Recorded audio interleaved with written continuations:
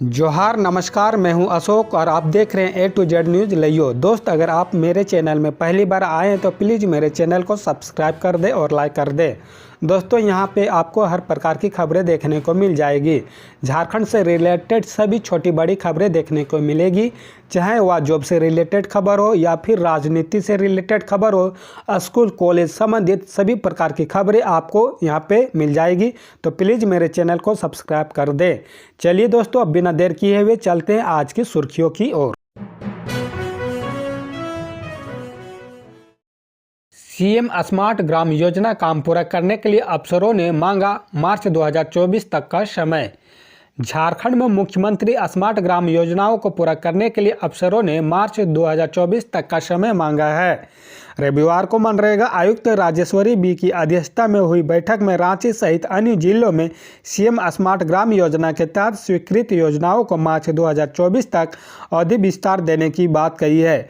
बताते चले कि इस योजना के तहत चयनित प्रखंड को कर सभी तरह की सुविधाएं भी उपलब्ध कराई जानी है। पूर्व सिंहभूम कांतासोल ग्राम पंचायत डुमरिया प्रखंड में कार्यान्वित की जा रही मुख्यमंत्री स्मार्ट ग्राम योजना के अंतर्गत विभाग के द्वारा डीपीआर के अनुरूप स्वीकृत 87.70 लाख रुपये मात्र में 41.57 लाख रुपये राशि खर्च किया गया है। योजना के अंतर्गत लंबित योजनाओं के कार्यान्वयन के लिए मार्च 2024 तक अवधि विस्तार देने की मांग की गई है। वहीं हजारीबाग के चनारो ग्राम पंचायत चुरचू प्रखंड में अब तक स्वीकृत योजना पर काम प्रारंभ नहीं हुआ है। ऐसे में राज्य सरकार से मार्च 2024 तक अवधि विस्तार देने को कहा गया है। बोकारो पेट्रोबार में डीपीआर नहीं बनने की वजह से फिर से योजनाओं का अवधि विस्तार फिर से देने की मांग की है। इसमें कहा गया है कि योजनाओं का समीक्षा के बाद ही अवधि विस्तार कर दिया जाएगा।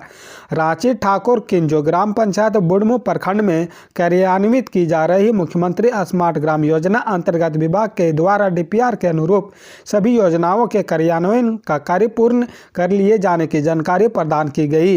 योजना का प्रतिवेदन संबंधी कार्य को देखते हुए योजना अवधि को दिसंबर 2023 तक विस्तारित करने का अनुरोध किया गया। झारखंड के सरकारी स्कूलों में साल में होती है 124 दिनों की छुट्टी। झारखंड के स्कूलों में साल में 124 छुट्टियां होती है, वहीं 242 दिनों का क्लास होता है। इन छुट्टियों में 52 रविवार की छुट्टी और 12 शनिवार की छुट्टी और साथ में गर्मी की छुट्टी और अन्य पर्याप्त त्यौहार शामिल है। झारखंड सरकार के शिक्षा विभाग द्वारा जारी छुट्टियों के कैलेंडर में 60 दिनों की स्वीकृति छुट्टियां हैं। इस साल महीने के तीसरे सप्ताह के शनिवार को छुट्टी दी जाती है। इन 242 दिनों में सभी विद्यार्थियों का सिलेबस पूरा करवाया जाता है। झारखंड सरकार के शिक्षा विभाग द्वारा 60 छुट्टियों की घोषणा की गई है, लेकिन सभी जिलों में इन छुट्टियों को अलग दिनों में भी लिया जाता है। इसका निर्णय शिक्षक संघ द्वारा लिया जाता है। छुट्टियां अलग अलग एडजस्ट की जा सकती है, लेकिन 60 से अधिक नहीं हो सकती है। लुगुबुरु घंटाबाड़ी में अंतर्राष्ट्रीय संताल सरना धर्म महासम्मेलन का भव्य आगाज, नेपाल से पहुंचे श्रद्धालु। जी हां दोस्तों, संतालियों के महान धर्म स्थल ललपनिया स्थित लुगुबुरु घंटाबाड़ी धोरमगाड़ में रविवार से 2 दिवसीय 23वें अंतर्राष्ट्रीय संताल सरगना धर्म महासम्मेलन का भव्य आगाज हो गया। बोकारो के ललपनिया का इलाका श्रद्धालुओं से गुलजार है। लाखों की संख्या में श्रद्धालुओं का आगमन हो रहा। असम, मणिपुर, त्रिपुरा, छत्तीसगढ़, बंगाल, बिहार के अलावा झारखंड के दुमका, जमशेदपुर, रांची, धनबाद, जामताड़ा, लिट्टीपाड़ा, गुमला, लातेहार, सिमडेगा आदि जिलों से श्रद्धालु पहुंच रहे हैं, जबकि नेपाल से भी श्रद्धालुओं का एक जत्था लुगुबुरु पहुंचा है। इनमें पूर्व सांसद, नेपाल संविधान सभा के सदस्य मोहन टुडू, संथाली विकिपीडिया के संपादक शिबू मुर्मू भी शामिल है। नेपाल के प्रदेश वन, झापा व मोरंग जिले से कुल 135 श्रद्धालुओं का जत्था 2 वोल्वो बसों से लुगुबुरु पहुंचा। संथाली विकिपीडिया के एडिटर शिबू मुर्मू इनकी अगुवाई कर रहे हैं। अंबेडकर चौक के पास समिति अध्यक्ष बबुली सोरेन, सचिव लोबिन मुर्मू, सोमाई टुडू, मांझी बाबा दुर्गा और चरण मुर्मू, मुखिया बबलू हेम्ब्रम, बुधरन सोरेन ने नेपाली श्रद्धालुओं को लोटा पानी और जोहार से पारंपरिक स्वागत किया। जिला प्रशासन द्वारा बनाए गए टेंट सिटी तक लेकर गए हैं, जहां इन्हें ठहराया गया है। नेपाली जत्थे की अगुवाई कर रहे संथाली विकिपीडिया के संपादक शिबू मुर्मू ने बताया कि लुगुबुरु लुगु आयो हमारे आराध्य हैं, अपने पुरखों की विरासत को देखने व माथा टेकने आए हैं। यहाँ आकर मन धनी हो जाता है। इसके अलावा असम के डिब्रूगढ़, तिनसुकिया, सोनीतपुर आदि से भी दर्जनों में श्रद्धालु पहुंचे हैं। इनका भी समिति ने स्वागत किया। अंतर्राष्ट्रीय संथाल परिषद के महासचिव कुशल हांसदा भी मौजूद थे।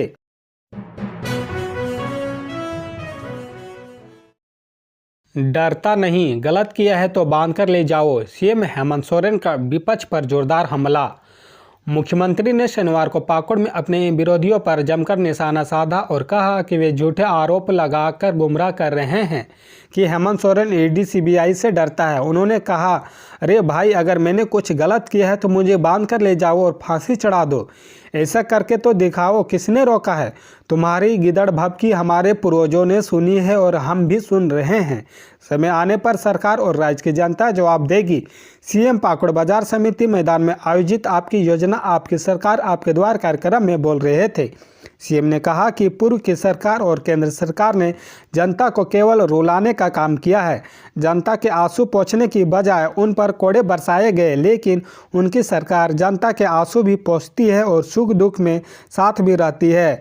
सरकार आपके द्वार कार्यक्रम मॉडल कई राज्यों में अपनाया गया है। यह गेम चेंजर साबित हो रहा है। मुख्यमंत्री ने कहा कि हमने चुनाव के समय कहा था कि लोगों को पूर्व के आवास की तरह छोटा नहीं बल्कि सम्मानजनक जिंदगी के लिए 3 कमरों का आवास देंगे। अब वह आवास योजना के तहत हम उसी वादे को पूरा करने की ओर बढ़ रहे हैं। हम जो कहते हैं वो करते हैं। सभी जरूरतमंद लोगों को आवास का अधिकार मिलेगा। इससे पहले केंद्र सरकार के सामने पीएम आवास का आवंटन के लिए रोए गिड़गिड़ाए, लेकिन केंद्र सरकार ने आवंटन नहीं दिया। इसके बाद राज्य सरकार ने 8 लाख अबो आवास उपलब्ध कराने का फैसला लिया और करीब 17,000 करोड़ मंजूर किया है। बिहार में 4,000 से अधिक असिस्टेंट प्रोफेसरों की जल्द होगी बहाली। जानिए क्या है ताज़ा अपडेट। बिहार में शिक्षकों की नियुक्ति बड़े पैमाने पर की जा रही है। शिक्षक नियुक्ति का दूसरा चरण भी अब शुरू कर दिया गया है। परीक्षा की तिथियां भी सामने आ गई है।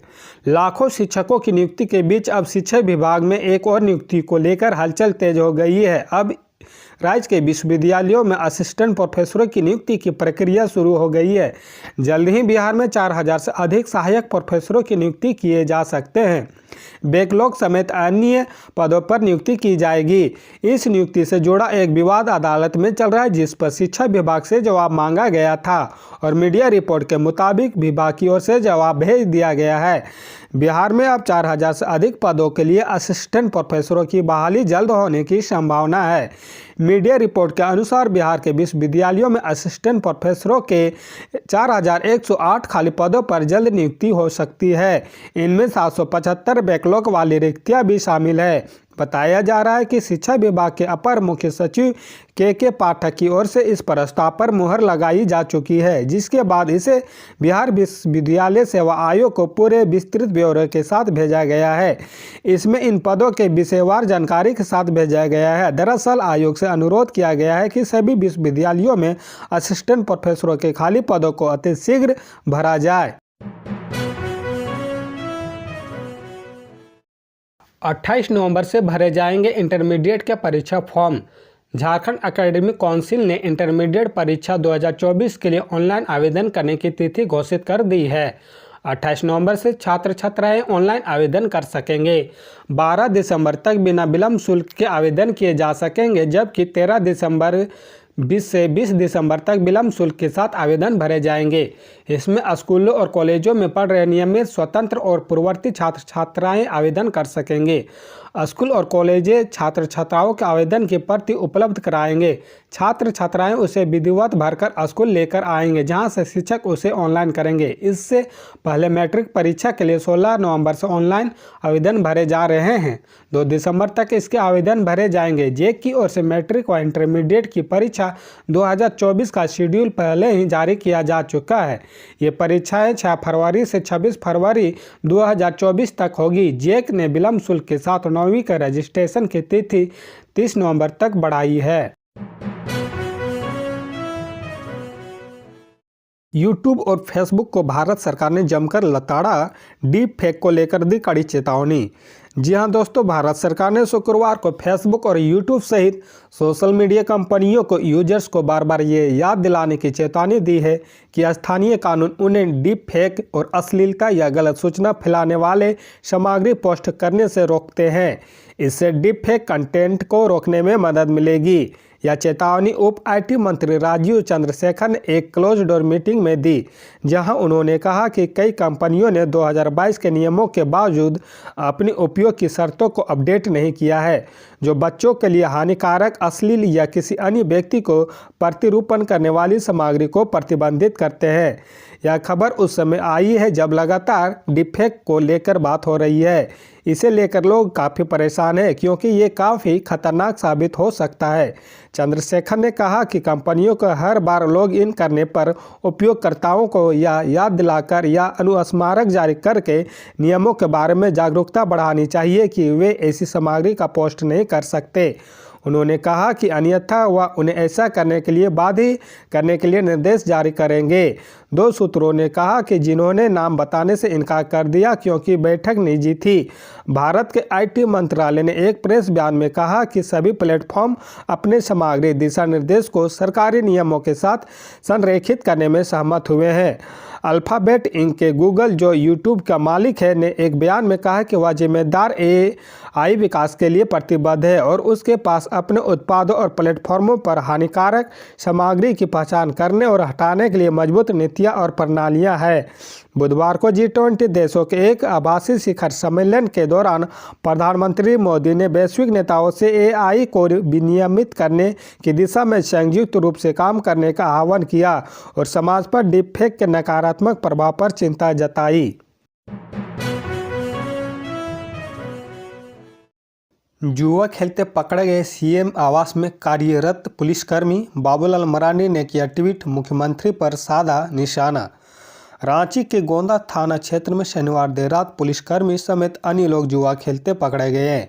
ये पुलिसकर्मी खुद भी जुआ खेल रहे थे और खिलवा भी रहे थे। इस पूरे प्रकरण में सबसे खास बात यह है कि इनमें से कुछ पुलिसकर्मी मुख्यमंत्री आवास में कार्यरत हैं और इस बात को पूरी तरह से छिपाया गया है। किसी भी तरह से मामले को रफा दफा किया जा रहा है। ये बातें भाजपा के प्रदेश अध्यक्ष बाबूलाल मरांडी ने ट्वीट कर कही। इसके साथ ही उन्होंने मुख्यमंत्री हेमंत सोरेन पर भी निशाना साधा। उन्होंने कहा कि जिस राज्य का मुखिया सुबह से रात तक बस चोरी और हेराफेरी का गोरख धंधा करने में लगा हो, वहाँ ठीक उसके नाक के नीचे काम करने वालों को ऐसा अपराध करने का ऑक्सीजन मिलता ही रहता है। उन्होंने कहा कि जब बॉस ही राज्य के साथ रोज जुआ खेलते तो चेले क्या पीछे हटेंगे। साथ ही साथ यह भी पता लगाना जरूरी है कि इस जुआ के आमदनी का पैसा ऊपर कहां तक जाता है। बता दें कि भाजपा प्रदेश अध्यक्ष सह पूर्व मुख्यमंत्री बाबूलाल मरांडी अक्सर अपने ट्वीट हैंडल पर इस तरह की जानकारी देते रहते हैं और राज्य सरकार पर निशाना भी साधते हैं। इससे पहले बाबूलाल ने ट्वीट कर गरीबों की दशा पर चिंता जाहिर की। साथ ही राज्य में बढ़ते अपराध को लेकर हेमंत सरकार पर निशाना साधा था। उन्होंने अपने एक्स हैंडल पर लिखा कि राज्य में हिंसा, चोरी, डकैती, छीनते और पर्याप्त सुविधाएं न मिलने के कारण 6,500 से अधिक लघु एवं मध्यम उद्योग बंद हो गए हैं। 2.5 लाख लोगों का रोजगार छीन गया है। 1.66 लाख लोगों के काम के लिए राज्य छोड़ना पड़ रहा, रोजगार के लिए दर दर भटकना पड़ रहा है। वहीं प्रदेश की हेमंत सरकार श्रमिकों एवं व्यवसायों को तबाह करने में कोई कसर नहीं छोड़ रही। भ्रष्टाचारी नीतियों से सिर्फ अपने हितों को पूरा करने में लगी है। जनता के साथ छलावा करने वाली इस सरकार एक चुल्लू पानी में डूब मरे। अत्याचार का अंत होगा, परिवर्तन का आक्रोश अब प्रचंड होगा।